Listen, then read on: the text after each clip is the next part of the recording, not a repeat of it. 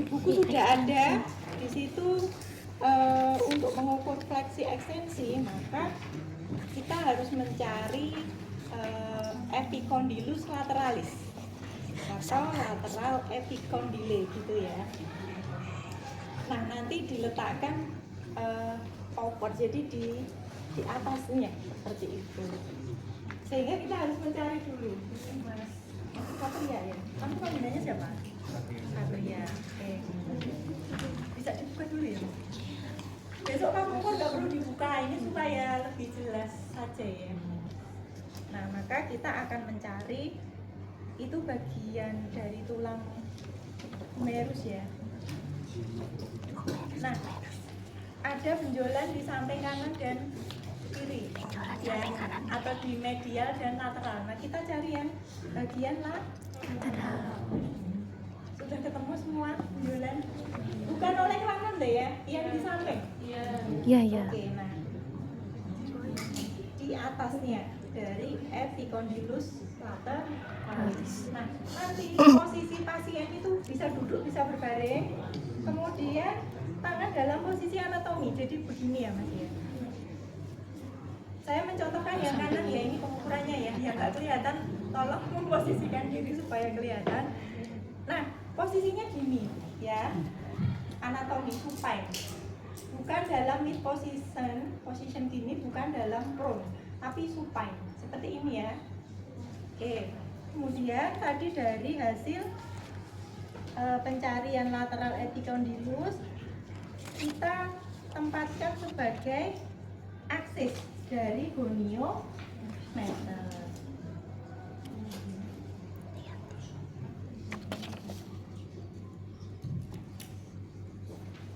Nah, setelahnya maka lengan diam itu kita tempatkan pada sejajar dengan humerus.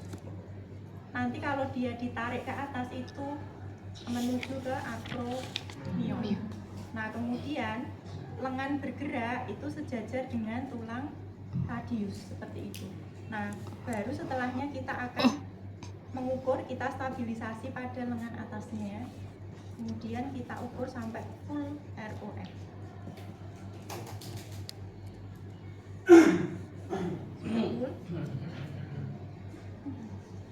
Oke, 150 seperti itu. Ya, di buku patokan normalnya bisa juga sampai di 150 ya. Oke, cukup mudah ya. Jadi cari lateral epicondylus. Ada pertanyaan?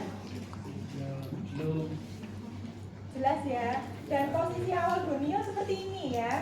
Karena beberapa pengukuran ada yang harus seperti ini. Kemarin di Bu Endang kan ada yang seperti ini ya. Nah, untuk fleksi elbow, maka posisi awalnya gonio seperti ini. Oke, kalau nggak ada kita lanjutkan ke gerak ekstensi.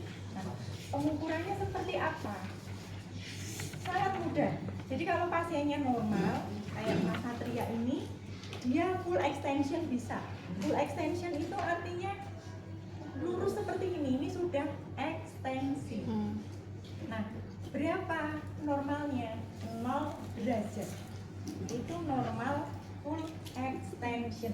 Seperti itu. Justru yang nggak normal itu kalau dia misalnya keterbatasan, orang dengan stroke misalnya, dia nggak bisa sampai full. Nah, ini dia nggak bisa full extension, maka akan kita lihat nekoknya berapa derajat. Tapi kalau dia bisa seperti ini, maka ini artinya full extension.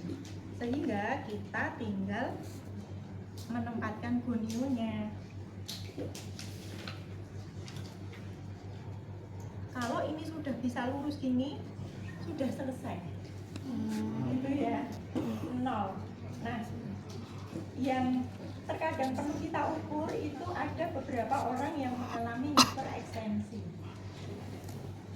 Bu, normal nggak? Normal kalau itu sesuai dengan anatomi dan tidak ada trauma, tidak ada misalnya habis jatuh atau kecelakaan, itu bisa seseorang itu mengalami hiperekstensi 10-20 derajat. Tapi tidak semua orang bisa. Yang nggak bisa juga bukan berarti tidak normal. Jadi tadi normalnya pokoknya bisa 0 derajat itu sudah normal. Nah, kamu bisa nggak? Ini nggak bisa, dia nggak bisa hiperekstensi. Jadi sudah seperti ini 0 derajat. Beberapa bisa, kayak Burina ini bisa ya. Jadi saya lurus, saya bisa gerak ke belakang kami. Nah ini yang dinamakan hiperekstensi. Biasanya yang cewek bisa.